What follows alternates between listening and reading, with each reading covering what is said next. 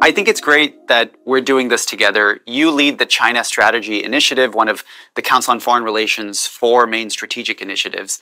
I lead the Climate Realism Initiative. And we're talking about this crossover topic today, American competitiveness in emerging technology industries. And I gotta say, Rush, for much of my experience in this space, in climate and clean technology, this has not been the case, that one of the central topics of your initiative, China Strategy, and one of the central topics of mine, climate realism, would actually be the same topic. You know, only recently has it been the case that there's so much press that China has this new 3 export industries: batteries, electric vehicles, solar panels. These are all technologies that are critical for the clean energy transition, but they're also right in the middle of the strategic battleground between the United States and China. And frankly, there's not much of a battleground given how lopsided the race has been so far. So I guess I'd throw it over to you. Why is this important from your perspective in the China Strategy Initiative? Sure. Well, I think what it gets down to is that these technologies are critical to the future. They're critical to the future of American industry. They're also critical to the future of American manufacturing. If the U.S. is going to make, for example, next-generation humanoid robotics, they're going to need batteries. And those batteries are going to need to be manufactured somewhere where the U.S. has some ability to assure reliable supply. And to make sure that you can manufacture those batteries, you need scale. And what better way to get scale than the auto sector? And so once again, EVs, batteries, they all tie to questions of defense industry, employment, jobs, and quite frankly, the future of American manufacturing. And the fact that so much is concentrated in China has enormous implications for U.S. competitiveness in the period ahead. And it's insane how concentrated it is, right? As far as I can tell, China has chokeholds on a series of strategic sectors. They produce 2/3 of global wind turbines. They produce over 80% of global solar panels, 99% of graphite, a critical component of batteries, of which China produces 80% globally, all China controlled. Electric vehicles, an increasing area of Chinese control, where I think over 70% of electric vehicles are Chinese produced. How did we get to this position, and why is this a bad thing? You know, it's interesting. This is a subset of a much bigger global trend.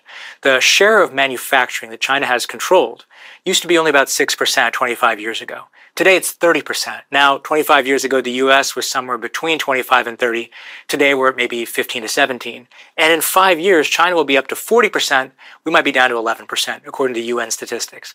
What this shows is manufacturing as a whole has basically moved to China. And naturally, that means the manufacturing of renewable energy technology, batteries, solar panels, turbines, all of that is also moving to China. But we can't forget that a critical reason this is happening is also concerted efforts in industrial policy planning, industrial targeting, subsidies, and basic science research in China that is propelling them to greater heights of competitiveness. I think it's a great point. I mean, even though China calls it the new 3 export industries, I think you're the one who wrote in a recent report that China's been doing this for decades. They've made these strategic bets in these sectors, and the fruits of their labor are now paying off decades after those far-sighted strategic bets.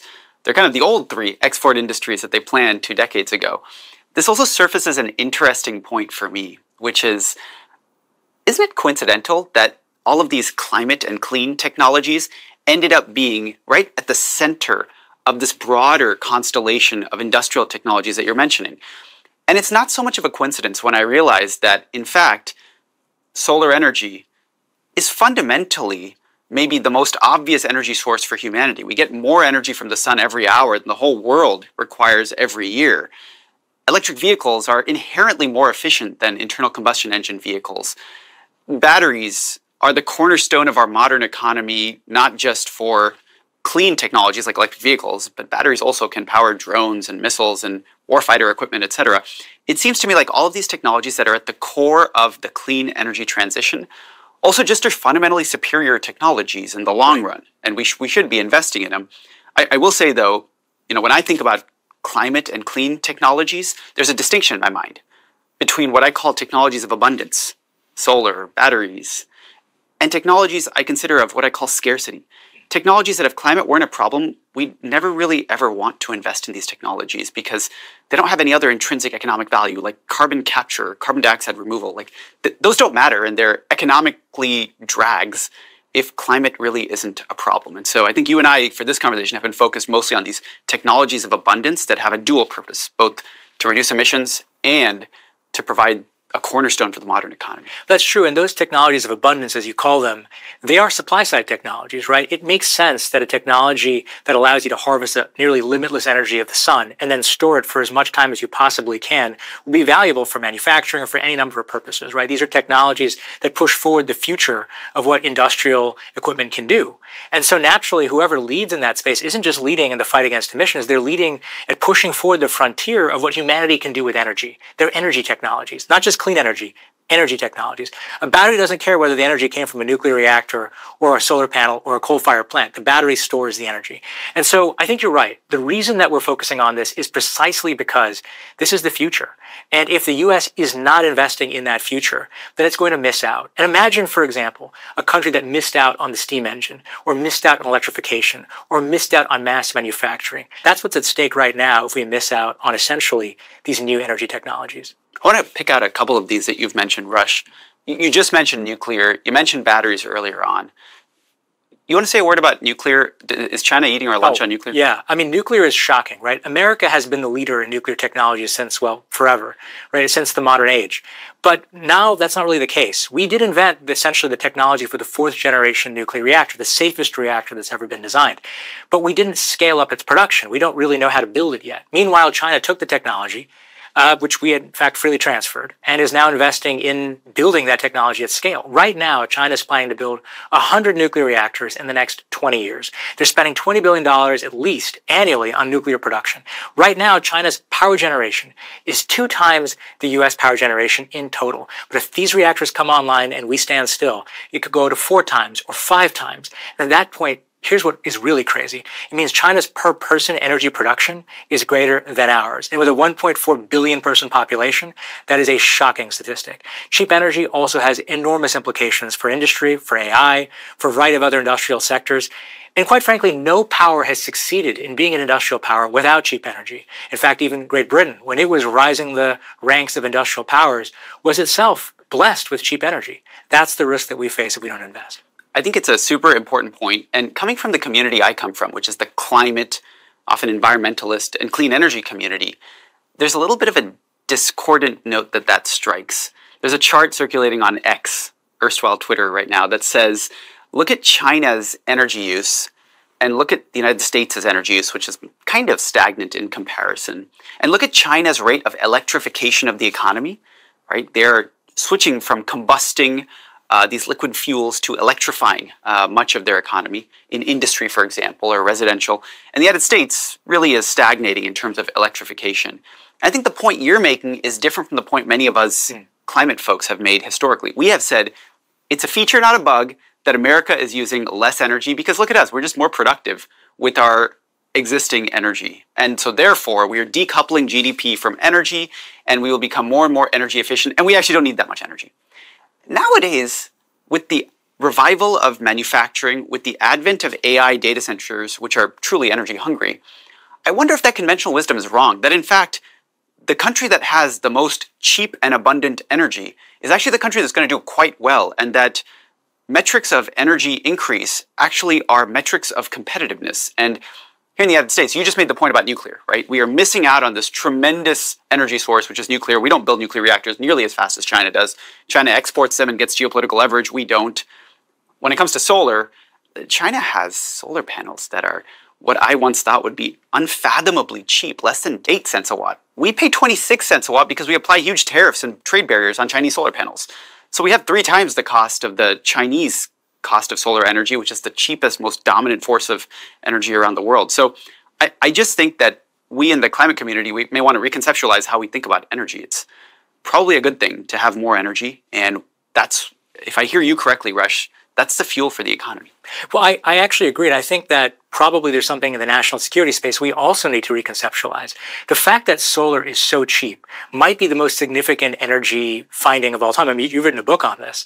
I think the fact that we could import those panels without tariffs potentially, and use them to reduce the cost of producing other manufactured goods, in net actually makes the American economy more competitive. Does it make sense to have high tariffs on solar panels if that means higher costs of production of other higher value goods than those solar panels? I'm not sure that it does. So you're right. I think the climate community maybe can get behind the idea that energy abundance is good for the climate and also good for the economy. And the national security community can get behind the idea that maybe importing some of the cheapest ways to produce that energy is good for economic gains and for strategic efficiency. This makes me think of kind of a three-part framework that we might adopt for which technologies we here in America really want to index on producing and maybe even apply some tariff barriers or trade restrictions to prevent Chinese products from undercutting us. I think you and I might agree, and correct me if I'm wrong, you and I might agree that solar would not be one of those technologies, that we're perfectly fine importing solar panels. So my three parts are, number one, a technology should be something that we can be inherently better at. We have some comparative advantage at compared with China. Number two, there's some strategic advantage that this technology, us producing this technology, gives us. And number three, this technology should be somewhat or very profitable. And I think solar fails on these tests. It's not very profitable at all. It's actually miserably unprofitable. There is not much of a strategic advantage to making our own solar panels rather than importing them, because if China cuts off the supply of solar panels, absolutely nothing happens to the United States. And we have no real comparative advantage anymore. This has become a real commodity product. Now, next generation solar technologies, we might have a comparative advantage. But here's another example of a technology that you brought up, Rush, which is next generation batteries. I think that batteries pass those three tests with flying colors. I agree. I mean, there's a clear strategic advantage, not just electric vehicles, but you mentioned drones and military equipment. We need to be able to make batteries. There's a comparative advantage. America has invented next generation solid state batteries. Like, we have a real chance in the next 18 months to commercialize and use them. And they can be highly profitable. Today's lithium-ion batteries are highly unprofitable. There's huge overcapacity in China. But next generation batteries, imagine if you had a drone that could go twice as far or have twice the power density, that would be a tremendously profitable export for the United States. So I'd love to see us prioritize our technologies a little bit differently.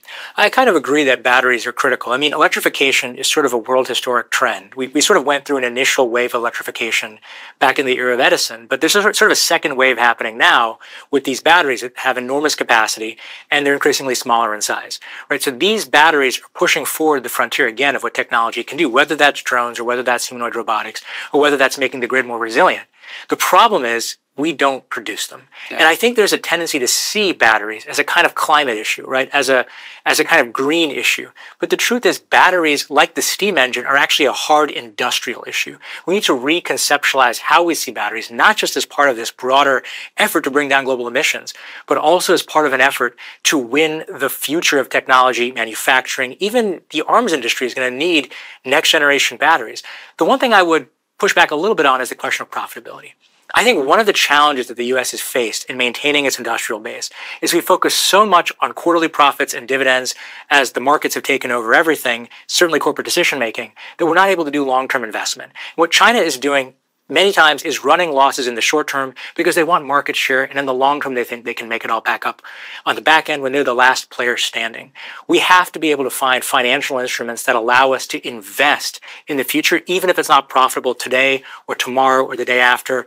Down the road, we need the capacity. We have to be willing to spend to get it. Oh my God, I'm so excited. There might be a germ of a disagreement that we have. We've been aligned on everything so far.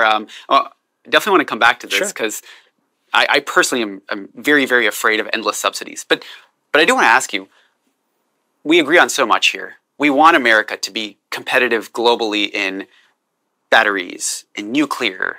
I can think of some other technologies of abundance like next generation geothermal, digital technologies for the grid. What do we do about it? Given that what you said, China's had this long, far-sighted strategic vision. They have a new 3 export industries. They're throwing their state capacity behind it. And you started to allude to some of these instruments that you mentioned. Right. What do we do about all this? Well, let's take a step back. What we know is that China has twice our population. It has twice our manufacturing capacity today, on track to 3 to 4 times. It has twice our power generation. All of that has significant impacts for whether or not we can manufacture effectively and efficiently against them. But we have something else, right? We have something they don't have, which is a network of alliances and partners that are also incredibly capable manufacturers and that fundamentally would prefer to be in business with us, strategically, economically, politically, geopolitically, compared to China. So, Kurt Campbell and I, the former Deputy Secretary of State, wrote an article about allied scale. And the idea is if you're up against China, which has enormous scale, then the best way to compete is to build scale of your own. We can't do it just as one country isolated.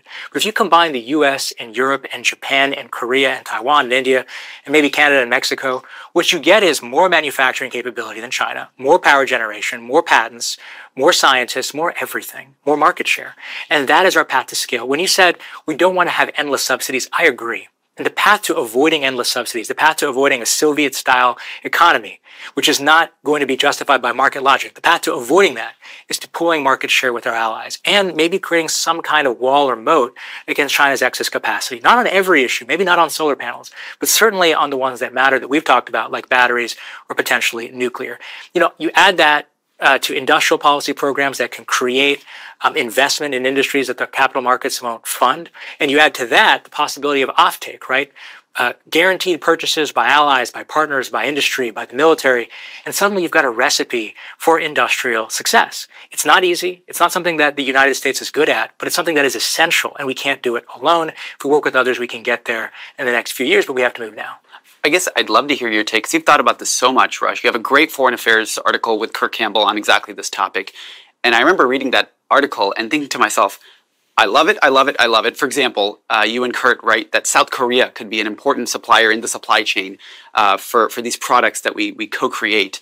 But then I thought, alarm bell, the political economy of this is kind of worrying, right? Because you have a brand of the industrial policy set of supporters, largely from this Trumpian MAGA crowd, who'd prefer for just everything to happen autarkically in the United States. How do we solve this political economy problem? So, for example, we keep bringing up batteries. I have this dream about a battery supply chain that looks like this. We cut out Chinese graphite because we don't need graphite anymore, because solid-state batteries don't use graphite. But the entire supply chain now is across American allies and partners. It's Japan that's producing the separators, for example, or some of the cathode active materials. It's the United States that brings the IP with our next generation companies that have world-beating technology. But how do we solve the political economy constraints to enable free trade across our allies and partners for a truly robust supply chain that can compete with China? And how do we then also have market share across our allies and partners in Europe, in Asia, with India, for example, instead of just autarkically putting up barriers everywhere and trying to do everything ourselves? Yeah, it's a tough question. I mean, what we're talking about is sort of allied trade or free trade within a kind of allied sphere, which looks like what free trade was, during a lot of the Cold War. When we had GATT, for example, the Soviet Union was not a part of that. So back then, we sort of had this, and we still had disagreements among industrial economies on the allocation of imbalances and who got to produce what, who would consume what. Those were real challenges. One way around some of them is to recognize that we're not going to solve everything. But in certain essential technologies, like the ones we've talked about, batteries or nuclear, we need to make sure there's sufficient scale and capacity within this sphere, if you will. How do you make that happen politically? Well, you could imagine, for example, as we saw in the last administration that you and I both served in, a Korean investment in battery facilities in the United States. You could imagine the U.S. providing Korea investment in other technology or military equipment that they need to keep themselves safe. What we have to do is look across just the economic and tech space and understand that this allied sphere includes a lot of other issues, including security ones. And we have to look at clever ways of attracting investment. I mean, ultimately, we are not going to be able to produce, for example, as you mentioned, a lithium-ion battery completely on our own at scale. But the Koreans are pretty good at some of that. So maybe if they set up plants here, we can get better. And maybe if we innovate solid-state batteries and we're ahead of them, we can set up a plant in Korea, right? There are all kinds of ways we can benefit. One of the key things to do, though, I think, is to find ways to ensure that industrial policy programs in all of these countries have some degree of opportunity for other countries to partake in them if they're investing. Yeah. And remember, IRA was going to award all kinds of benefits to companies from abroad that invested in America. We probably want American companies to enjoy the same advantages in a place like Korea or Japan or India. And I think we can get there. Rush, you just mentioned the IRA, the Inflation Reduction Act, passed in 2022. It was called at the time the landmark climate legislation of our generation. biggest US climate bill ever. And it had over $1 trillion of support for various technologies that we've been talking about. We're taping this in the middle of the reconciliation process, so hard to know where this lands, but it looks like a large part of it is going to be rolled back or repealed or curtailed. And I look at this not just as a calamity, but really an opportunity. Because if you ask me, a lot of the IRA was not laser focused on the goals that we've been talking about, on American competitiveness. I think we may disagree a little bit on what the true goal should be. For me, it is creating globally competitive industries in these emerging technologies. I want to replace the top 5 exports we have today, oil, gas, petroleum-fueled planes, petroleum-fueled vehicles, and gas products, with clean emerging technologies that we export around the world. But to do that, they have to be highly profitable, and they have to be in areas where we can win. It may be the case that if I'm hearing you right, you may want us to make some stuff that we can't obviously win in, but we should create these robust industrial supply chains with our allies and partners, and I can get on board with that.